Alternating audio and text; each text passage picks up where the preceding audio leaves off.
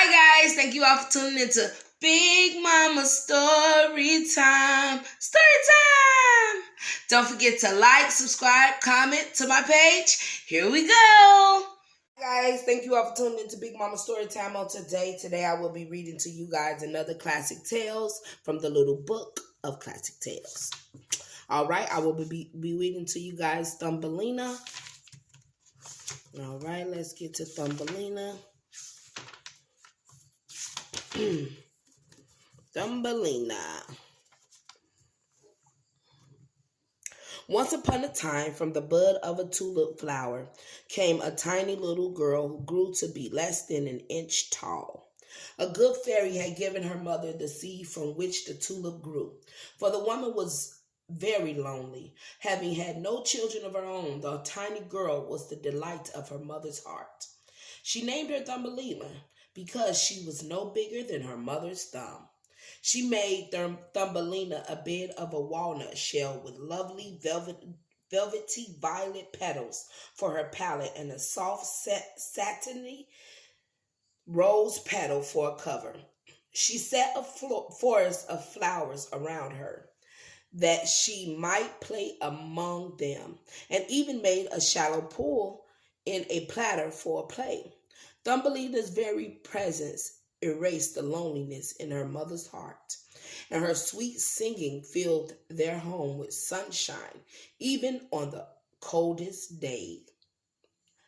Thumbelina grew to be a beautiful maiden, admired by all who saw her, but it is a truth that beauty can bring grief, for too much admiration is a dangerous thing. One night, a big wet toad saw Thumbelina while she slept, and deciding she would make the perfect wife for her son, took the sleeping maiden, walnut shell and all. Being careful not to wake her, the toad put the shell on a lily pad in a nearby stream. All the fish in the stream gathered around the leaf, surfacing now and again to peek at the pretty little maiden. Wow. But when Thumbelina awoke, it was two sets of toad eyes that ogled her. "Welcome, my dear," said the mother toad. "Meet my son. He is preparing a lovely home for you here in the marsh beside the stream, and the two of you shall be married tomorrow." "Speak to her," his mother prompted, but her son only let out a long croak, as he had no idea what to say. Thumbelina cried bitterly as the two left to make wedding preparations. She did not wish to marry the toad, who did nothing, apparently, to save for himself. But what could she do? She could not swim, and she could not leave the lily pad. Oh, wow, you just stole somebody, baby. Look how you just stole somebody, child.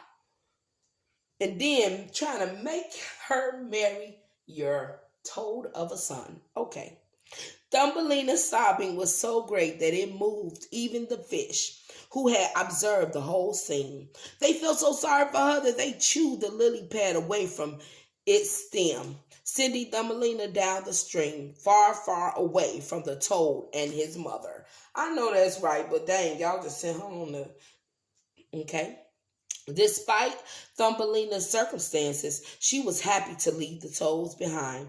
It was a lovely spring day. The sun shimmered on the water and the little birds sang all around her. A beautifully colored butterfly fluttered around her, finally sitting beside her on the lily pad. Thumbelina was very happy to have his company. The two floated along, contentedly enjoying the ride. Too quickly, though, their peace was interrupted by a doodlebug, who, seeing Thumbelina, decided to take her for his own. He dove down, seized her, and carried her to a nearby tree.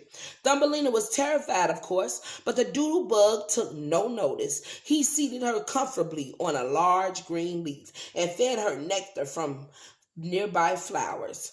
He seemed friendly enough, and the way he cocked his head with his fronds of antenna sticking out right and left made her stifle a laugh. There was a little something charming in him, and she felt that, given time, she might grow to like him. What in the world? But when his neighbors dropped by, they stared rudely at the strange little person. "What is it?" they said. "She's my friend," said the doodlebug. "I like her." "Oh my, no," said all the female doodlebugs. "She has only 2 legs and no antenna at all. She will never do. Take her back at once." The doodlebug couldn't, of course, for the butterfly must have flown by now, so he would never be able to identify which lily pad was Thumbelina's, but he couldn't keep her either, for the other doodlebugs would make her life miserable. So he flew her away to a green meadow and left her on a daisy in the sun. Though Thumbelina was terribly upset by the lady doodlebug's cruel words, the daisy was soft at least, and the sunshine warm, and in time she felt comforted.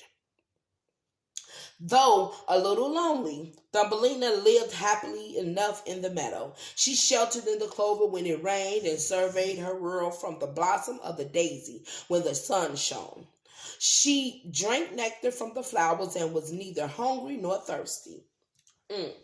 But with the first winter frost, the clover and daisies withered away, and the warmth of the sun could no longer overcome the chill of the air. Tiny Thumbelina grew colder and colder. When the snow began to fall, she knew that she must do something. So she did the only thing she could do. Trembling, she stood at a field mouse's door and knocked. The field mouse was surprisingly hospitable. Pitying the tiny maiden, she took her into the warmth of her little home. She hadn't a great variety of foods to eat, but she shared her barley corn, which was more than enough to quell Thumbelina's hunger. Oh, that's nice. She even invited her to stay for the winter, asking only that she help keep house. Thumbelina was happy to help Miss Mouse, and she also sang to her and told her stories to pass the long winter evenings. That's nice of Miss Mouse to do that. But one day, Mr. Mole, a neighbor, came visiting. He felt a great admiration for her, for she was kind and gentle, and her lyrical voice was music to his ears. His visits became more and more regular. Thumbelina was polite, but she wished Mr. Mole would stay home. She tried hard not to encourage him. Nevertheless, one day, Miss Mouse said to Thumbelina, "Mr. Mole has asked to marry you." "What? Marry me?" asked Thumbelina. "Why, I hardly know him. And while he is a very nice friend, well, I hadn't really thought to marry a mole." "Nonsense," said Miss Mouse. "Mr. Mole would be a fine husband. He is very handsome in his beautiful velvet coat, and he has a very comfortable home to offer." "Well then, Miss Mouse, you marry him then." "Sure, don't be trying to take me off, send me off to this man." I don't know," said Thumbelina, quite beside herself. Let's pay him a visit one evening then," said Miss Mouse. "You'll see his home and then you can decide." Thumbelina had no interest in Mr. Mole's home, but she hated to hurt Miss Mouse's feelings because she had been so kind to her. When the time came, Miss Mouse and Thumbelina passed through the underground tunnels to Mr. Mole's house. As they reached the door, they came upon a little swallow lying motionless on his side in the tunnel. "Frozen dead," said Miss Mouse. Thumbelina recoiled at the sight. At the same time, she felt sorry for the bird, for the little birds with their songs in the summer had been such comfort for her. Mr. Mole kicked the swallow out of the way. "Frozen," he said. "What a curse it is to be a bird. They can do nothing but twitter and tweet. And what's the use if you're going to fall stone dead in the winter?" It was still there when they started home that night. Thumbelina dropped behind Miss Mouse for a moment. She bent down and gently stroked the bird's downy wing. "Perhaps it was you who sang so sweetly to me during the summer," she said sadly. "I wish that you could sing for me now, but it's too late." A tear fell on the bird's feathers as Thumbelina laid her head against his breast. It was then that she felt it, a soft, almost imperceptible drumming. Perhaps it was not too late. After all, Thumbelina hurried to catch up with Miss Mouse. As soon as the two were settled for the night, she rose from bed and grabbed the blanket she had made. She slipped out the door, went to the bird, and covered him from head to tail so that only his eyes and beak were showing. Sitting down beside him, then, she slipped her hand under the cover, resting it against his breast. The drumming was still there. She kissed the bird lightly on the head and thought it opened his eyes just for a split second and looked at her, but she couldn't be quite sure. The next night it spoke. "Hello, little person," it said. "Thank you for your kindness. I hurt my wing in a storm, you see, and could hardly fly. Finally, exhausted, I fell to the ground. I grew so cold and looking for a safe place to nestle. I found my way here. I had almost given up hope, though, but now you have covered me, and I am warm. I believe I will be able to regain my strength." Thumbelina gave the bird some water that she had collected in an acorn cap, and he drank. She came every night after with water and small kernels of barley corn. As the little bird grew stronger, Thumbelina worried about what might happen if Mr. Mole took notice of him. So she said nothing, and she begged him to rest very quietly. Finally, the time came. Spring was in the air, and the bird they both knew was ready to fly. "Come with me," said he. "You can ride on my back and we'll fly to a place where the winters are never so cold." "I can't," said Thumbelina sadly, "for I am to marry Mr. Mole." "Do you want to marry?" asked the swallow. "No," said Thumbelina, "but he does, and the field mouse is sure that he is a fine catch. I don't wish to disappoint them, for they have been so kind." "You don't wish to marry," repeated the bird.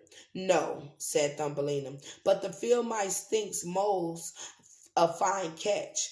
"Let them marry then." "See, what did I say, y'all?" said the swallow, "for they are both content to live underground, but underground is no place for a little person." This thought had never occurred to Thumbelina, but she thought it was indeed very wise. "It is wise, Thumbelina. It's wise, Thumbelina. Go with him." Well, get out of there, even if you don't want to go with him. The field mouse and mole got on famously. Neither need be lonely without her. "I will go tomorrow," she said. "Why don't you just go out today if she's ready?" But okay. So Thumbelina went home to Miss Mouse. She tidied the house until it was beautiful. She told stories and sang lovely songs to pass the evening. The next day she fixed a lovely dinner. "I think I shall invite Mr. Mole for dinner," she said, and Miss Mouse was very pleased. "Please come to Miss Mouse's for dinner tonight," she said at Mr. Mole's door.